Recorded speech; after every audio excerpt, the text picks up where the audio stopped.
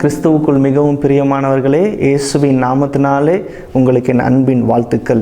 சங்கீதம் 37 அதனுடைய 6வது வசனம், உன் நீதியை வெளிச்சத்தைப் போலவும் உன் நியாயத்தை பட்ட பகலைப் போலவும் விளங்க பண்ணுவார்.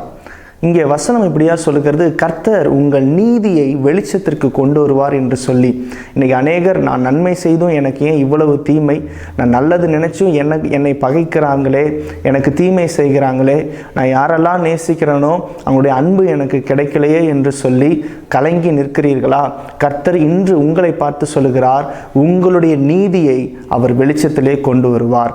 வெளிச்சத்தை போலனா என்ன? எல்லாருக்கும் தெரியும் வண்ணமாய் உங்களுடைய குணாதிசயம், உங்களுடைய அன்பு, உங்களுடைய தியாகம் எல்லாவற்றையும் கர்த்தர் வெளிச்சத்திலே கொண்டு வருவார் என்று வேதம் சொல்லுகிறது. சங்கீதம் 94:1 சொல்லுகிறது, அவர் நீதியை சரி கட்டுகிற தேவன் என்று சொல்லி அவர் உங்களுடைய கண்ணீருக்கு பதிலை தருவார். இன்னைக்கு நிறைய நேரத்தில் நீங்க கலங்கி நிற்கிறீங்கல்ல, செய்வது அறியாமல் இருக்கிறீங்கல்ல, தோற்று போயிருக்கிறீங்கல்ல, நான் சொல்லுகிறேன், யுத்தம் கர்த்தருடையது, ஜெயம் உங்களுடையது.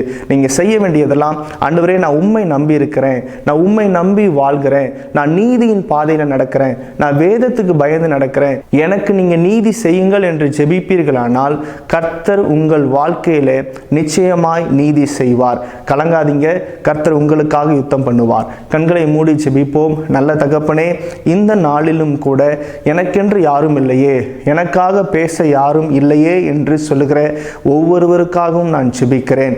ஆண்டவரே, நீர் ஒவ்வொருவருக்காகவும் பரிந்து பேசுகிற தேவன், நீர் எங்களுக்காக யுத்தம் செய்கிற தேவன். ஆண்டவரே, இப்பொழுதும் கூட கலங்கி இருக்கிற இவர்களுடைய கண்ணீரை எல்லாம் நீங்கள் துடைக்கிறதற்காக ஸ்தோத்திரம். நாங்கள் எந்த மனிதரையும் நம்பல தகப்பனே, உம்மையே நம்பி இருக்கிறோம்.